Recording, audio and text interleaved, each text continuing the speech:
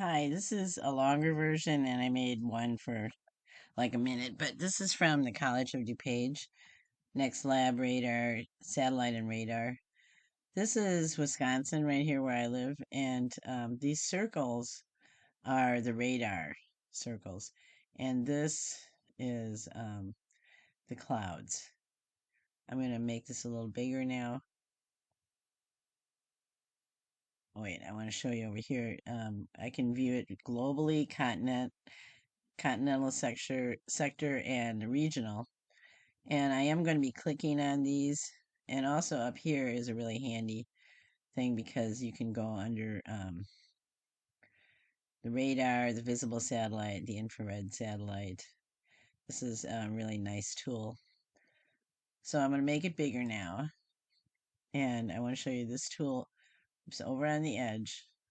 You can see the colors as it goes from lower intensity to upper. So let's move this map up a little. And it does say May 6th on here, but it is actually May 5th in the United States. So let me show you. I also want to tell you that in the centers here, that's where the radar facility itself is located.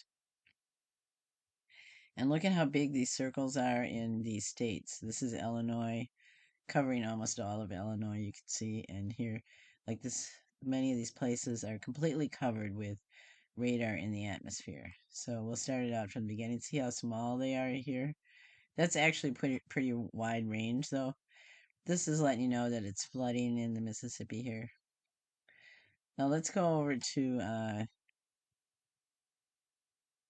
regional sections. And you can see on here the clouds and the sunlight. Over here it's dark already. So I'll just go to my area real quick. Click on this little dot. And over here where it's red, that's a storm in there. But most of this isn't clouds. The clouds are like this section here of green, red, and yellow, and there's storm warnings. Tornado warning is right where it's red. Most of this is clear sky. You can see a few clouds moving down here. And there's a little button right here where you can stop it anytime you want. You can also take a picture and save it to your screen if you want. And you can see some lines that are shooting like in and out where for some reason they're doing that from the radar facilities. Let's look at the whole map of the United States here.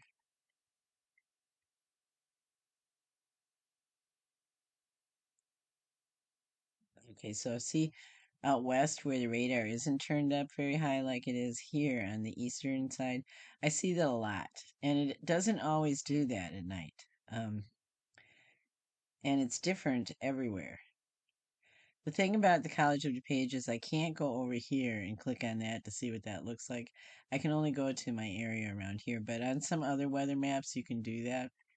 This is the best one though for showing the intensity changes of the radar. There used to be a lot more of them, but there aren't anymore. um, so let me just show you real quick another thing you can do on here, which I did point out, but we can look at the infrared satellite, and I can show you, let's do the whole continental section here. But you can see the difference between where the clouds are and where the radar is. See, a lot of this isn't clouds, like over in here, where the radar is a little more intense. Look at these clouds coming in here. That's very interesting looking.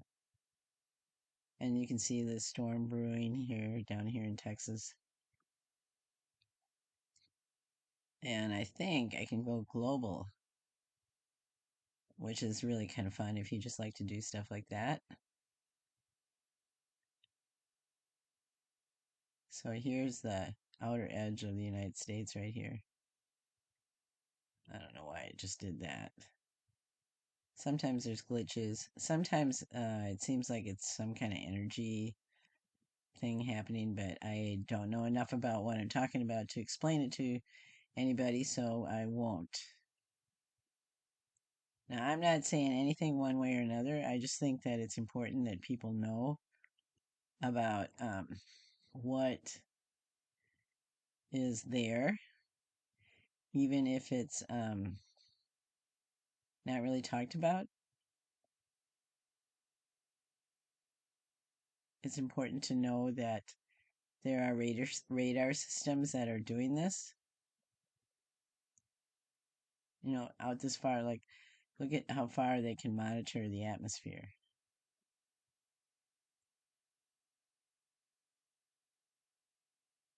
So here I am on the World Health Organization website. There's the link right there, which I'll have below. This is from November 2007. Questions and answers about radar. Now there's these questions, and I can click over here for the answers. I might need to move this right here, this thing, so we can read the answers. And I'm sorry about that, but I had to shrink it so I could get the whole key to the radar when I was looking at College of DuPage. So here there's a question about what is radar. Are EMF emissions dangerous? So we'll look at that. Oh, what do you know? I clicked on it and I didn't have to move it. Excuse me. Radars usually operate at radio frequencies RF between 300 megahertz and 15 gigahertz. They generate EMFs that are called RF fields. RF fields within this part of the electromagnetic spectrum are known to interact differently with human body. RF fields below 10 gigahertz to 1 megahertz penetrates exposed tissues, produce heating due to energy absorption. The depth of penetration depends on the frequency of the field and is greater for lower frequencies. Absorption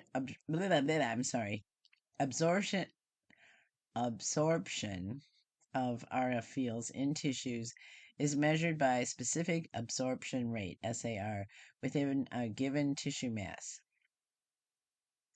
So then it talks about this, and it's saying exposures to RF fields above 10 gigahertz at power densities over 1000 Wm squared are known to produce adverse health effects such as eye cataracts and skin burns. So then when are humans exposed to dangerous amount of radio frequencies? You can click on this link and read this stuff for yourself, but it says here that many radars have antennas which are continuously rotating or varying their elevation by nodding motion, thus constantly changing the direction of the beam. Areas where dangerous human exposure may occur are normally inaccessible to unauthorized personnel. Let's go down and see a few more of these. Where are they used?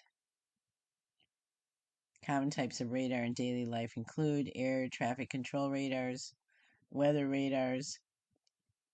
It says, as with air traffic control radars, under normal conditions, they pose no hazards to the public.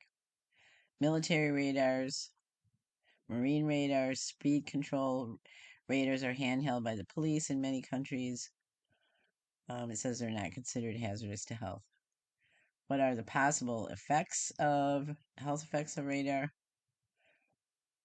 So then this is quite a long study here that you might want to read yourself. They probed into physiological and thermal regulatory responses, behavioral changes, and effects as the induction of opacities, cataracts, and adverse reproductive outcome following acute exposure to relatively high levels of RF fields.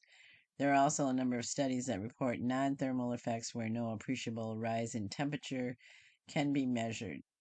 So, there is no convincing scientific evidence that exposure to RF shortens the lifespan of humans, or that RF is an inducer or promoter of cancer. However, further studies are necessary. So then they go into more that you can read yourself. Now, this is interesting right here. Ignition of flammable liquids and explosives.